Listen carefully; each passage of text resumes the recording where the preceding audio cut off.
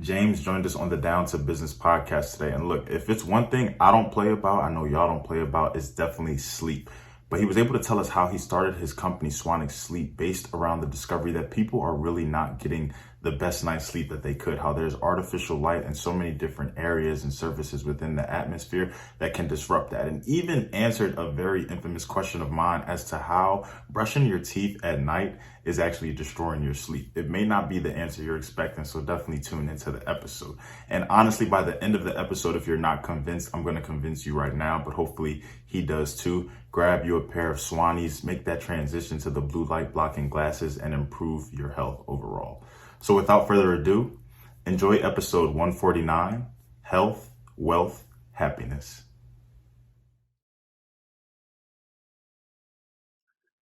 Welcome back, everybody, to another episode of the Down to Business podcast here with Tamar Turner. Look, moving, grooving, making it happen. Very excited for the upcoming event. I really appreciate everybody who has been showing the podcast love, who has been giving the announcement nothing but love and everything like that. It was something that we were really working diligently towards, something that even a lot of the followers helped out, a lot of the love and everything like that really helped us get to and amass and everything. So as we get near and dear, not only to my birthday but also to the event, I'm elated. I'm very happy. But nonetheless, we have to handle business first. I have a very lovely gentleman sitting across from me today, and James. I'm very excited for him to get into everything that we're about to talk about today. One, because I probably need some tips, some tricks, some things going on. I was checking out the website, I was going through the content and everything, and some of that stuff was really helpful to me. But I know even today he's going to drop some more gems. We're going to make some things happen and everything. So big shout out to his team for making this connection. Big shout out to him for taking the time with me today. So James, how you doing today? How's everything on your end? I'm doing great. Thank you, Tamar. How are you doing?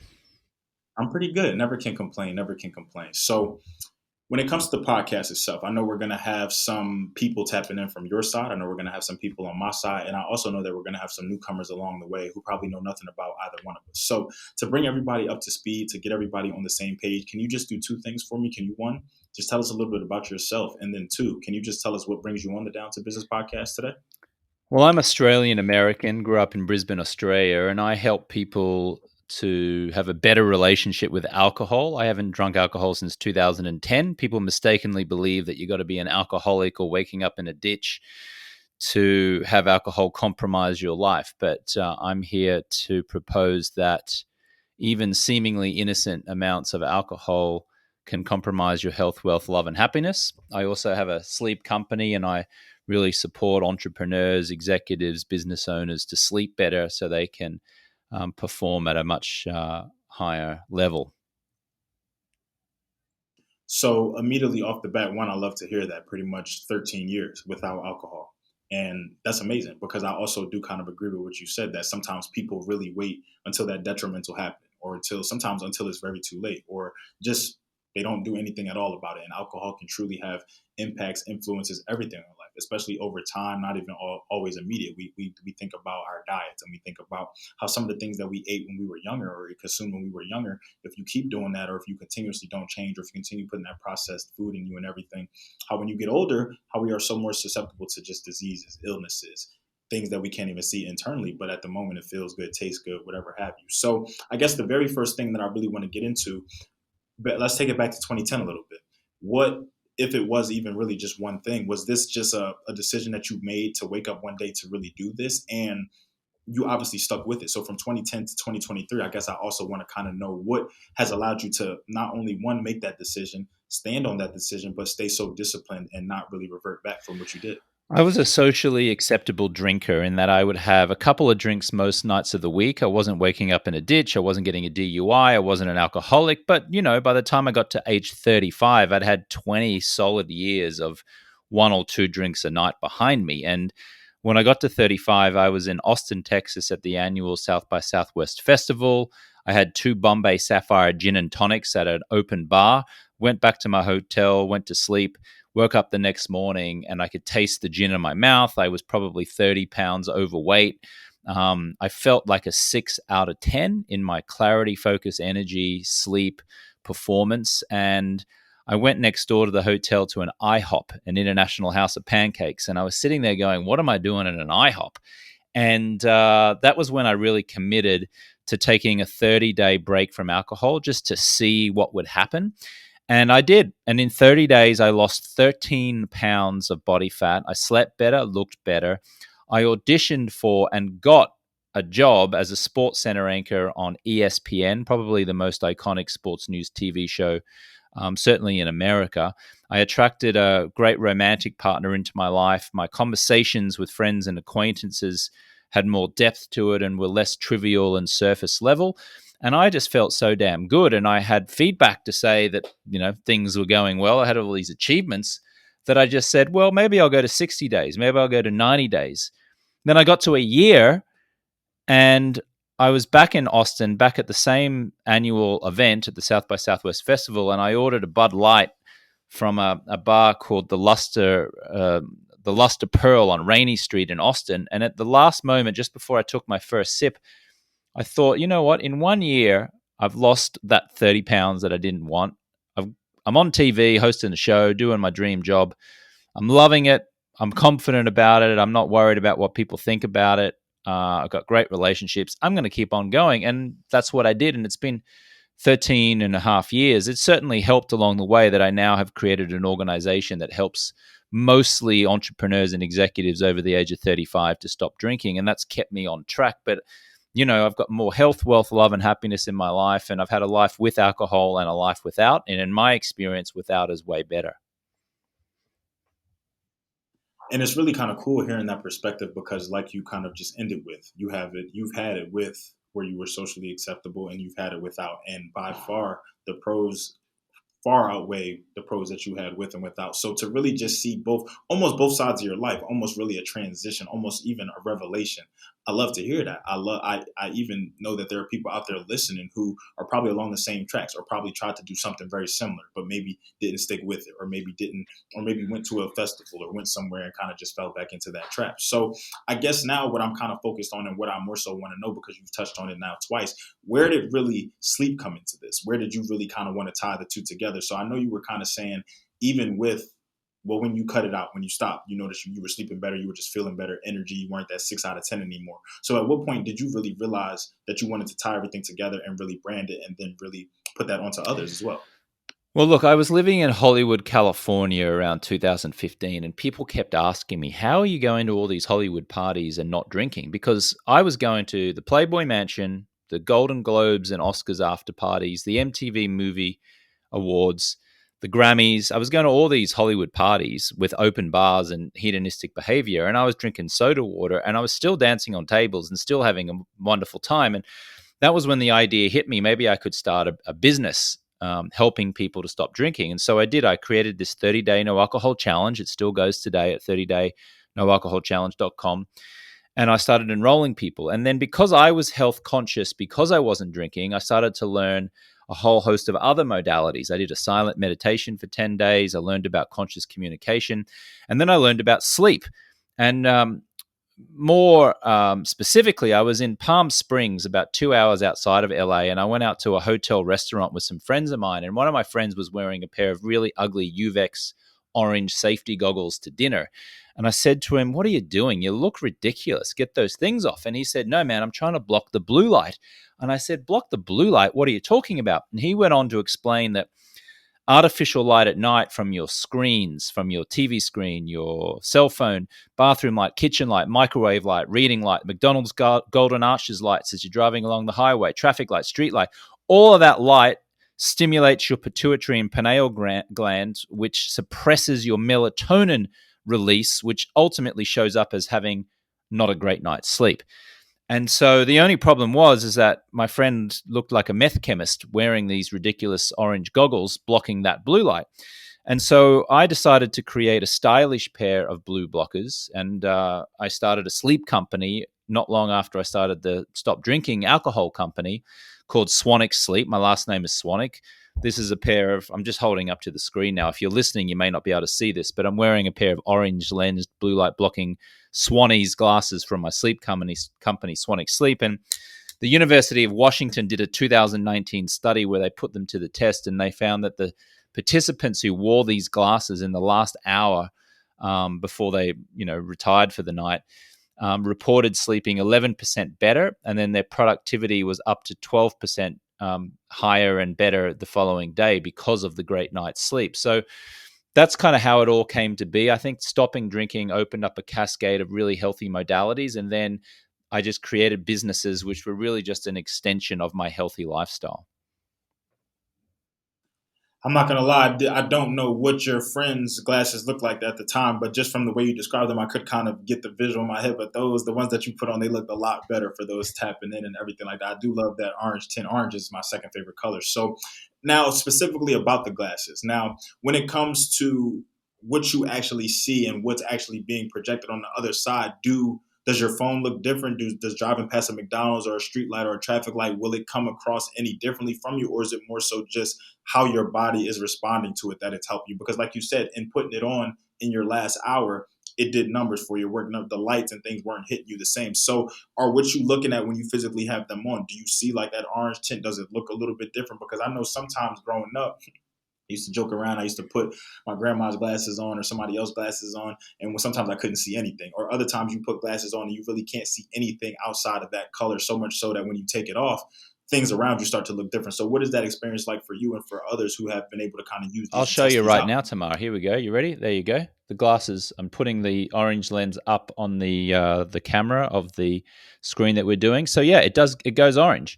But look, if you can see any blue in this video that you're thinking on me now, there's a little bit of blue behind me. Maybe look, if I put the orange lens in, the blue don't get through. It disappears, right?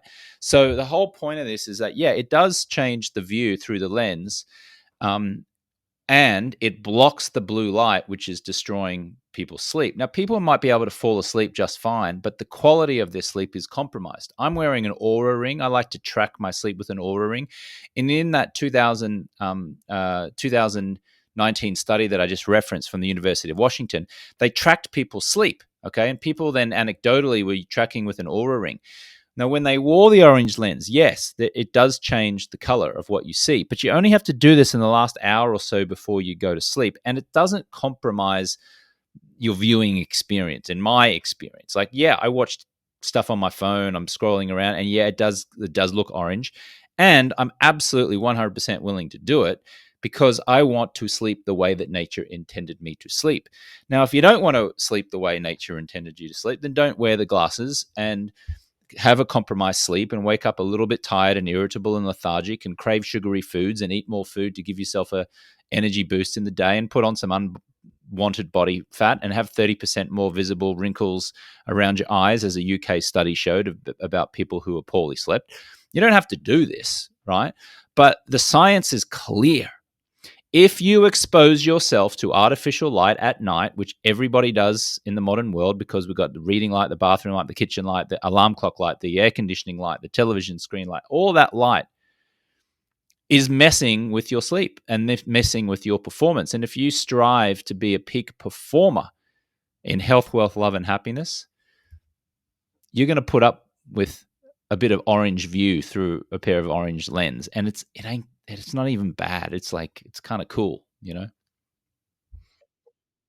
And for y'all kind of tapping in on the Instagram live and for y'all kind of listening and looking. Well, one, the people were looking, y'all saw how cool that looked. That was kind of fire. But for those who are just listening, it looks really good. It looks really cool. It's not really even too distorting. It looks amazing. And yeah, like he said, it definitely takes that blue out because even the blue that I'm seeing in the background, you can't really catch that. So I also know that compromised sleep is not just from one thing specifically, but one thing that I really want to get into, I would say a question that I have been dying to ask you because it was a question when it was sent to me.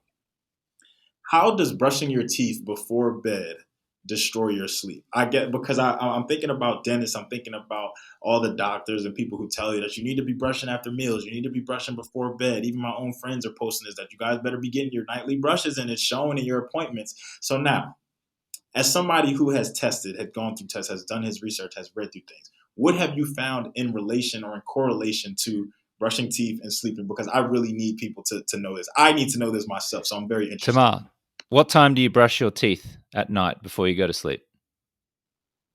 Oh, I would say I'm like a midnight sleeper, so I'm probably hitting the gums about Okay, ten got thirty it. 11. And when you do that, do you have the bathroom light on? Absolutely. Ooh, Then you're destroying your sleep. ooh, Okay. okay.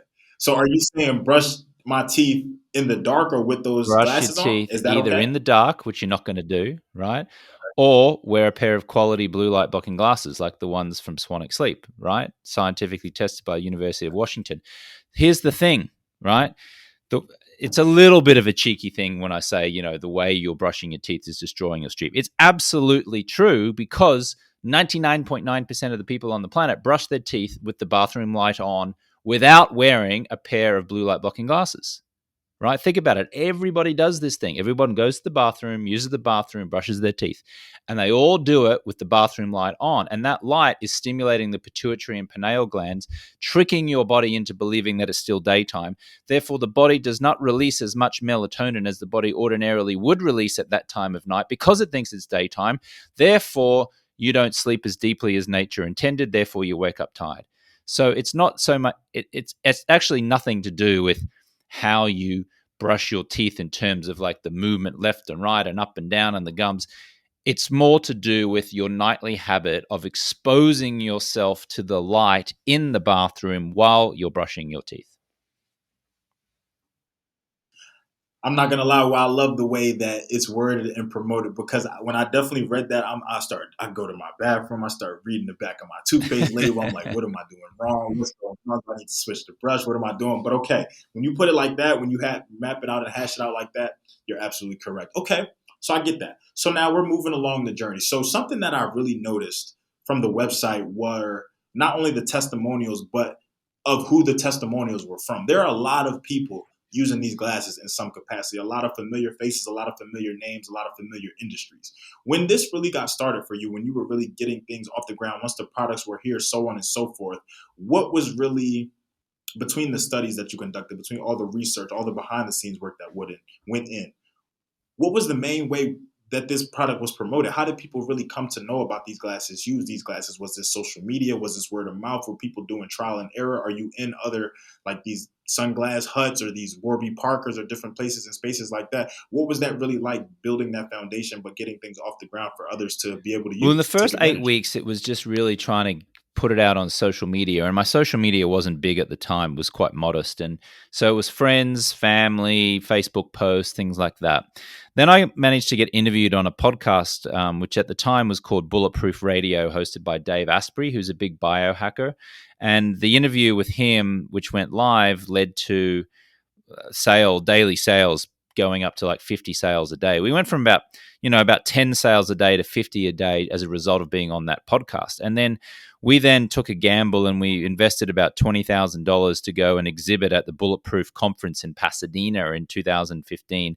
And in 2 days, we just sold out. We were like a smash hit. There was probably like a third to 40% of all the people going through that conference ultimately bought a pair of our glasses and were wearing them throughout their time at the conference, and that really started to take off. So we kind of focused in on that biohacking crowd initially. They were very verbal and vocal, and they would share it with all of their friends, and then some of their friends would get on board, and then slowly but surely, we got invited on some other shows. I got a bit of press. And then after about a year, we did paid advertising where we started spending money to advertise. And then the New York Yankees, the New York Knicks, the New Orleans Saints all started buying the glasses for their athletes, for their players, because they all started putting a big focus on sleep quality because they saw the correlation between sleeping well and on-field performance. And then Manchester United, the English soccer team, ordered some pairs. Tottenham Hotspur just ordered some pairs as well.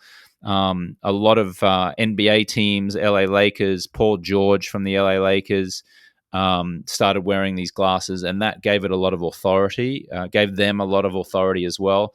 We were on Amazon, of course. And then there's a big company called Sleep Number, which has 500 and something retail stores across the US. Then they started buying it from us and selling it in their stores. So I wouldn't say that like it was a huge launch right out of the gate, but we had some good wins along the way, which kind of built momentum, and then got some authority. And once you start getting on some pretty authoritative podcasts, and you have pro athletes using the glasses and endorsing them, and actually I had Arnold Schwarzenegger wear a pair of the glasses as well. I raised money for his charity and got invited to his home, and brought a pair of the glasses with him, and he wore them, and he let me take a photo uh, of him wearing the glasses and sharing that on social media, that also helped. I love that for two reasons. One, just to hear the story of everything, just to hear that, like you said, this wasn't really a one hit wonder. We didn't just wake up and had it all figured out. It was all done. Everybody was doing everything. Like you said, it was just momentum after momentum after momentum after momentum. And I think that with business ownership in the entrepreneurial sector, everything like that is so important to have that, to have the journey, to have the trials, to have the tribulations, to have things that are going right, to have things that are not going so right, to go from 10 to 50 sales, because it really lets you know where your passion lies, where your love lies, what you're really doing this for. But even that much better when the product speaks for itself. Because sometimes what I've noticed with a lot of people is it takes a Paul George, it takes an Arnold Schwarzenegger, it takes a sleep number to back something or to say something is right. No matter how, you could say it 100 times over, you can prove it 100 times over, you yourself. But it's not until it's endorsed by maybe a familiar face, a familiar company, somebody who we look up to that's really big, and it's just like, wow, okay, well, if he's doing it, it has to be right. He's not going to put his time or his energy and his effort into anything.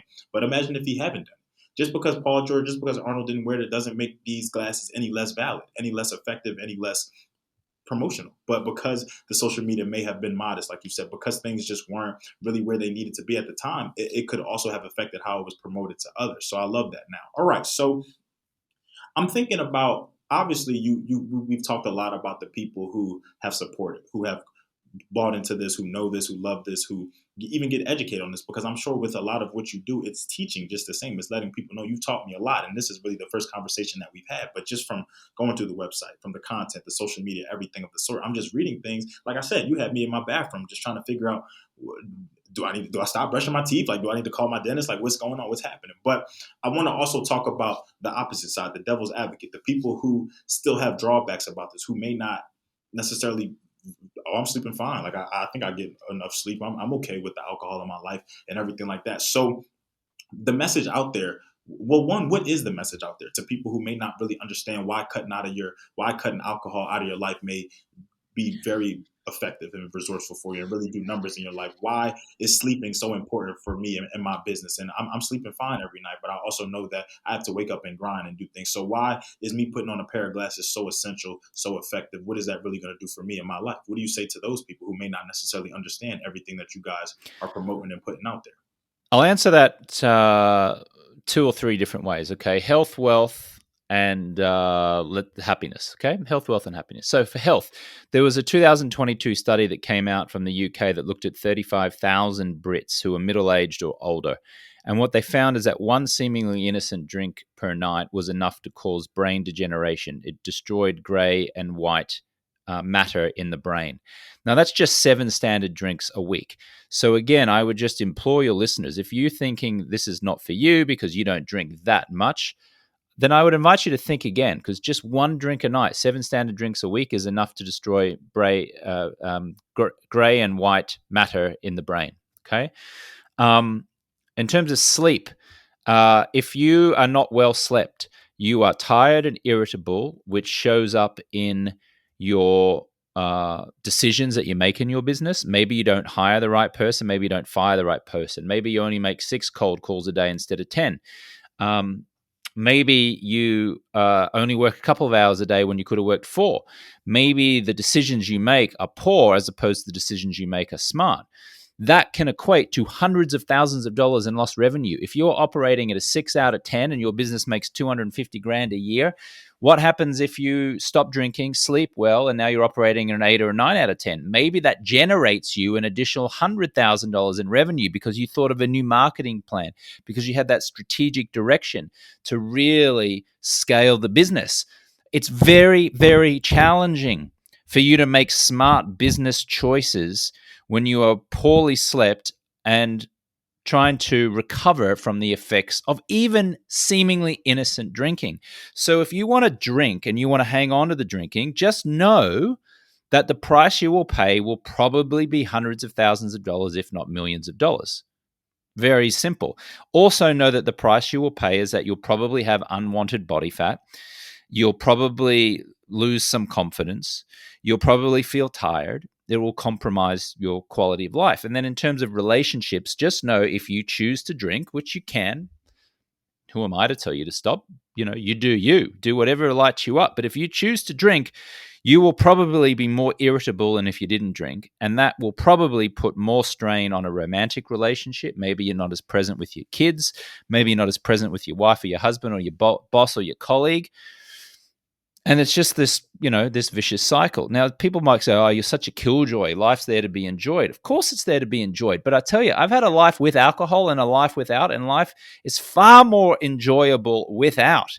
Nobody would ever accuse me of being dull. I go to parties and I dance and I jump on tables and I engage and I listen to people and I have fun and I smile, and I do it all while drinking soda, water, ice, and a piece of lime.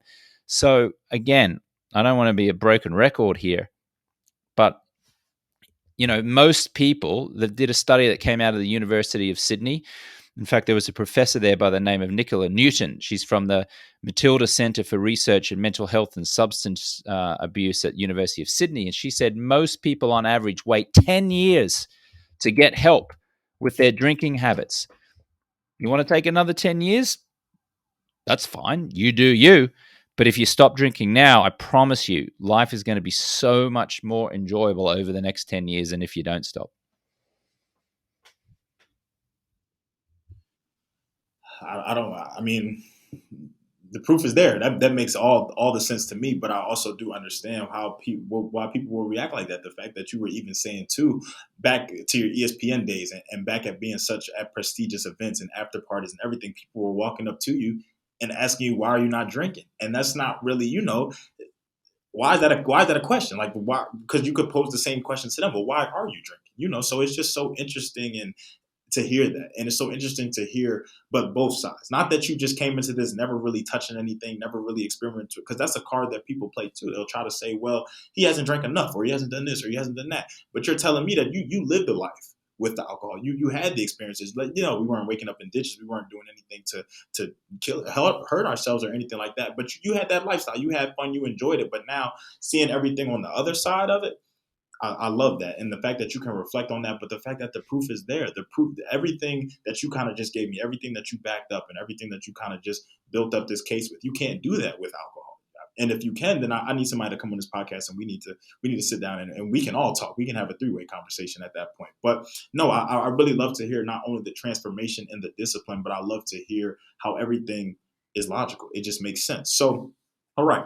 Thinking about Swanwick Sleep, thinking about everything that you guys have already done, what's next? Because I'm very curious for the people who are just tapping in for the first time, who are just going to be coming across this website, who heard Arnold Schwarzenegger, or who saw the orange tint on the glass, or who heard Paul George, and now they're lit up. Now you got their attention. Now you're everything like that. So for what you guys already have out there, for what's going on, and even for what you can disclose, what can the people tapping in for the first time finding out about you? What can they really expect from this business brand, from the direction you guys are moving and from what you guys are thinking? Can they expect new products, new partnerships? Are you guys tapping into another entity? What does We're that look like releasing moving forward? melatonin, or we already have released melatonin actually, but it's just very small natural amounts. It's not prescription drugs, because taking prescription drugs to help you with your sleep is a disaster. People get hooked on it. They have nasty side effects.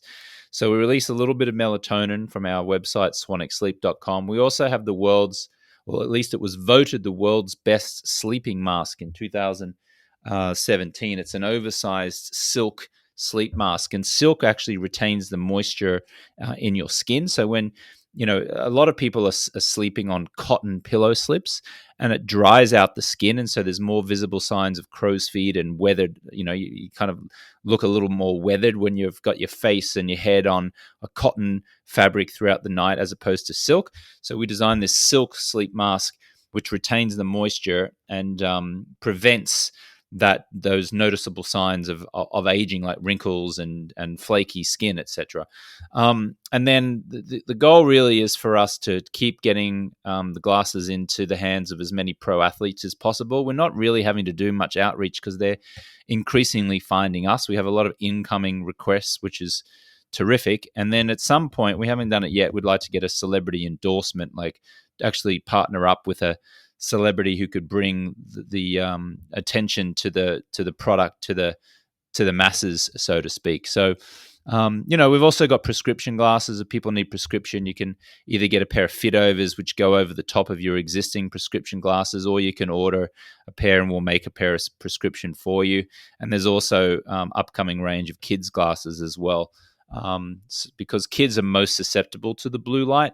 In fact, most parents are giving their kids, an iPad to watch TV or whatever, but they're not giving them a pair of protective eyewear, and they really should, because they've done studies that show that kids who wear quality blue blockers actually get better grades at school than those who don't wear blue blockers. Because think about how long we're staring into our screen all day. It's kind of frightening. I'm looking at my phone, and already today I've been on 4 hours and 23 minutes. Now, admittedly, I work a lot and I do a lot of my work from my phone, but that's a heck of a lot of time.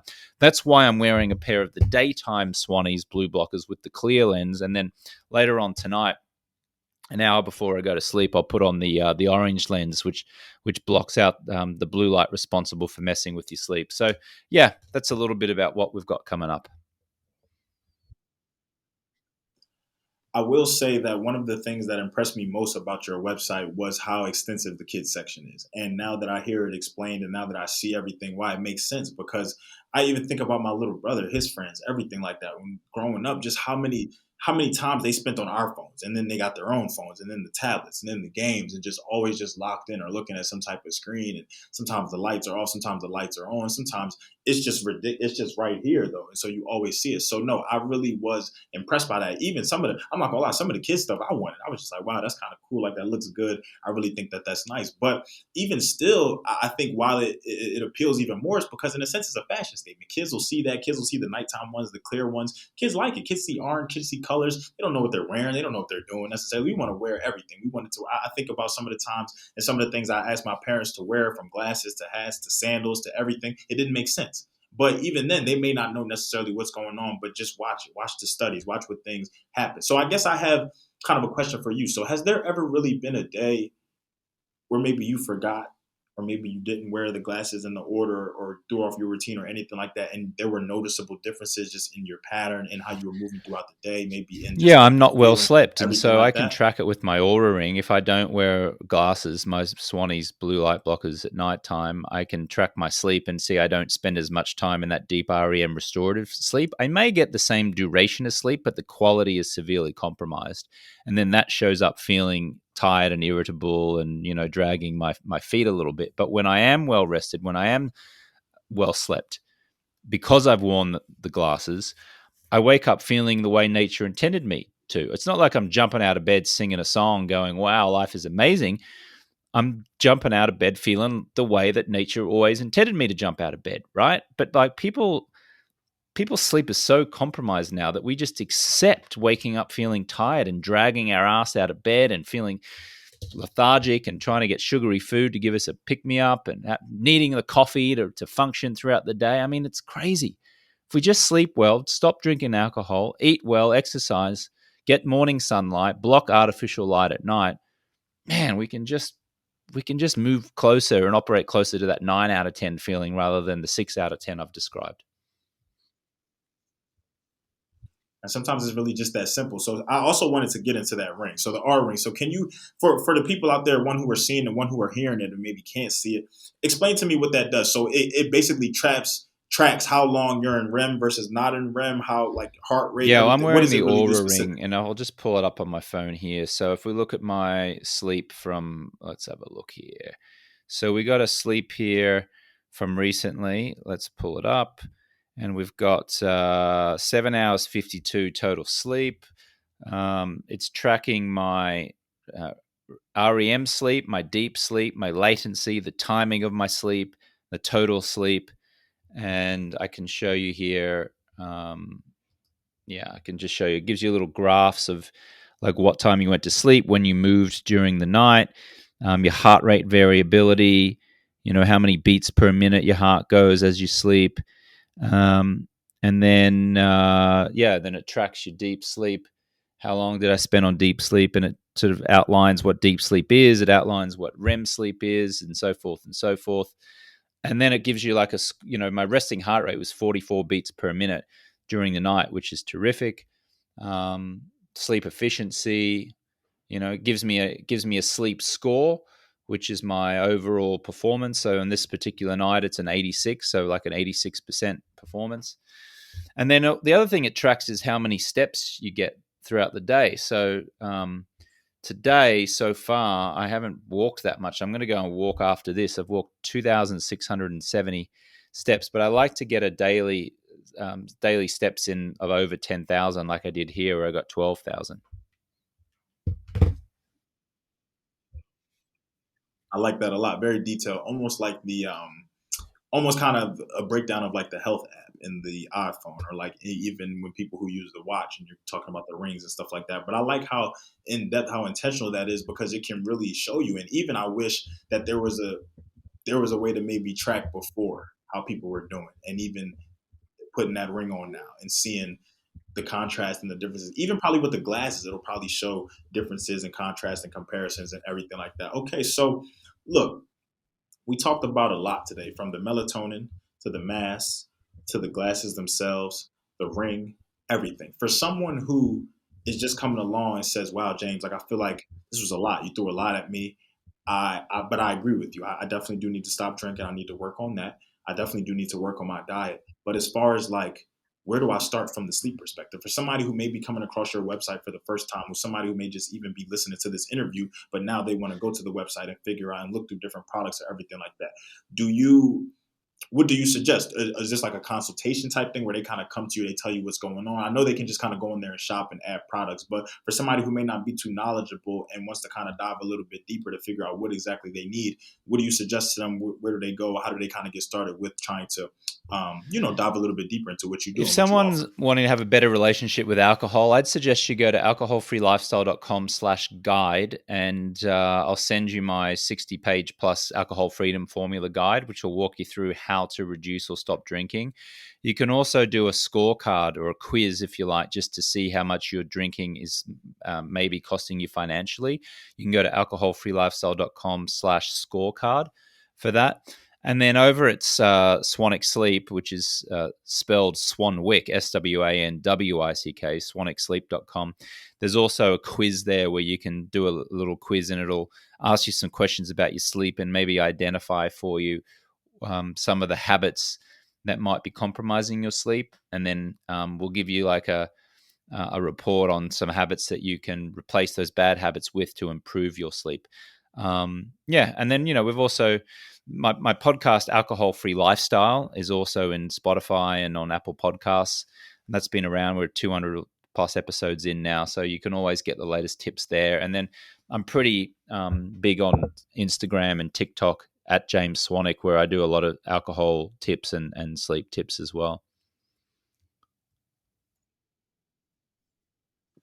So look, I feel like this is honestly a call to action to everybody in some capacity. Whether you may not be on the alcohol side of things, but could you be sleeping better? Your health, wealth. He talked about how this could be impacting your business, how this could be impacting your relationship, how this could be impacting almost every single area and aspect of your life, advertently, inadvertently, whether you realize it and want to admit to it, or you just kind of want to be naive and not really accept it. So, James, before you ran through it a little bit then, but I also want to always end the episode with where everybody can find you and tap in with you. Before we get into that specifically, do you feel like there's anything that we haven't touched on today that you want to leave for people? Even any last words for people tapping into the episode, for business owners, for entrepreneurs, 9-to-5ers, for anybody who may come across this and in some capacity can relate, whether it be from the alcohol side of things, the sleep side of things, the relationship side of things, health, wealth, wellness, everything of the I sort. would just Anything that you want say to I've leave for had a the life people? with and without alcohol, and without is way better. You can have the most fun being alcohol free. And just, realize that any amount of alcohol is probably costing you hundreds of thousands of dollars, if not millions of dollars, especially if you run a business. And if you're a full-time employee, maybe you're not getting a raise or a promotion, which might give you an extra 10 or 20 grand a year because you're only performing at a 7 or an 8, when being alcohol free, you could perform at a 9. It's not all just about money, of course. Confidence, self-love, relationships, all of those can be heightened and improved when you are well slept and when you're alcohol free. So I just encourage you, if you're not going to stop entirely, at the very least, entertain the idea of reducing. I have a 30-day no alcohol challenge, which you can see at 30daynoalcoholchallenge.com. That's a good first step. But just even having a better relationship with alcohol and improving your sleep can make profound changes in your life. And y'all, I think what he's saying is so important because he's not just telling you to go in, go all out, go 13 and a half years and just don't look back. He's saying start small. He's saying that if you can't cut it out completely, reduce. Not just to say, because some people, it may be hard, especially if like you're chronic or if it's every day or multiple or multitude of it in a day.